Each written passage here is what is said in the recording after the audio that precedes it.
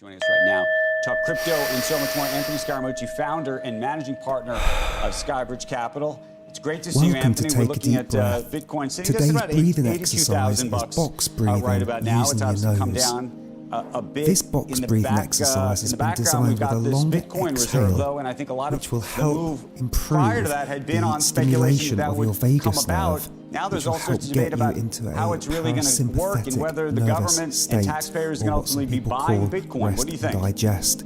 Oh, In good short, morning, Andrew. this exercise will help you relax, I love the unwind, strategy. I want to and feel applaud less David stress. Sachs for the job Very, that he's very done simple practice, in terms of and we will guide you organizing through the it with breathing administration, sounds. going to So the sit Congress back, and talking to the relax, Congress about and prepare the for ideas box around breathing. Bitcoin and stablecoin legislation. And I think if you read through the executive order, there's a lot of meat in there for Bitcoiners. The problem with Bitcoiners, unfortunately, they've been beaten down over the last 4 or 5 years, and so the expectations were very high that the Trump administration would just come in, turn on a switch, and they would have this halcyon era. I think what David Sachs has done, frankly, is brilliant because he's trying to create a bipartisan commitment and a bipartisan understanding to digital assets and the space of digital assets in the United States. So the trading is sloppy right now.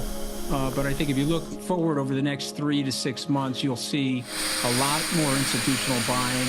And the fact that the United States is going to hold this asset means that other countries, Andrew, are going to end up buying this asset as well. So how much of it, though, depends on the U.S. government and taxpayers buying Bitcoin? Or do you think just the idea that this reserve, which is coming from basically stolen or illicit Bitcoin, which I also don't think is a great advertisement for Bitcoin, how does that reserve therefore grow if there is an additional money put in? Well, okay, but there's been forfeitures of U.S. dollars. There's obviously frozen Russian assets. And so if you just equate Bitcoin to currency or dollars, then I think you can get over that assertion that it's quote unquote stolen. It's just a forfeited asset. But I think what David is basically saying, or what the communique from the Trump administration is saying, that they're not going to spend taxpayer dollars on this, but they will find revenue neutral ways to acquire Bitcoin. That could be selling other assets, frankly, that have been under forfeiture to the United States and transitioning them into Bitcoin. So again, it's a step in the right direction. And I think it's very, very important. If you think about the assets that are in our strategic reserve, they're nonpartisan. I don't think there's a debate in the Congress about holding gold or holding oil or some of the rare earth minerals or even some of the medical supplies, frankly, that the U.S. holds in its strategic reserve. And I think we want to get Bitcoin to that position, Andrew, and it will take some time. And I applaud these guys for having patience. I think if they went very, very quickly and sort of rammed this into place, there would have been a reaction formation on the side of the Democrats. So here's the part this is the part that I'm confused about Bitcoin as a strategic reserve in this country. And as we've discussed, I mean, look, people used to say if the U.S. government was buying Solyndra, that was a terrible idea, that they don't know how to operate or run the post office, or all of the things that supposedly the government is completely incapable of doing. And so the idea that we are going to invest and potentially lever ourselves up, meaning use taxpayer debt effectively to do this, I think for people on the truly conservative side, and you could say conservative politically or conservative economically, they say that they don't understand this.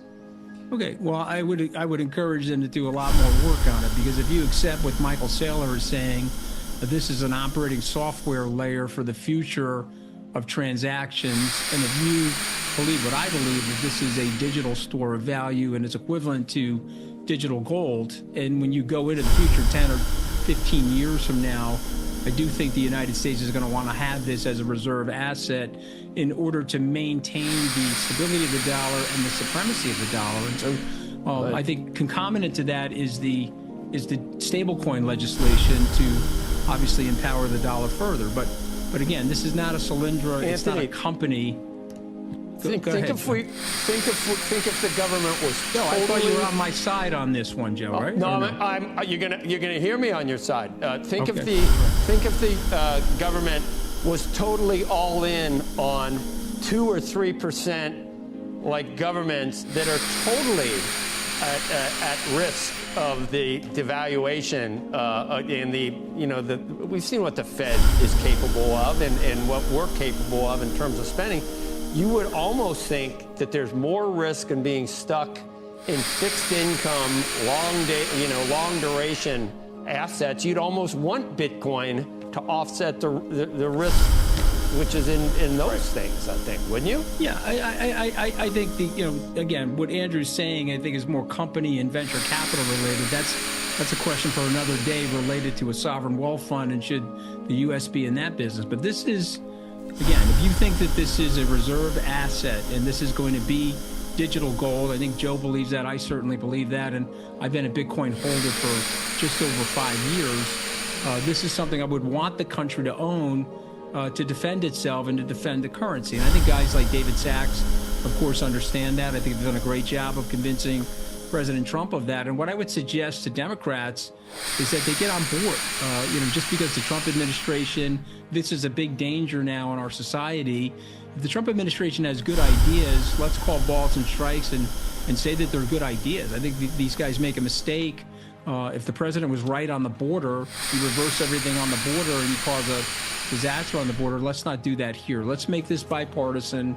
Let's get people to understand this better, Andrew. There's a lot of skeptics, particularly people my age or older, that don't understand it. I was at a Yale event on Saturday, and a couple of people that are roughly in the same demographic group as me hate it, don't understand it, are negative on it, think it's worthless. But it's a very valuable long-term strategic asset, and I believe the U.S. should own it. And I think David Sachs and his team has come up with a way for us to own it in a way that's the least controversial way, which is not having it cost the taxpayers anything additional to own the asset.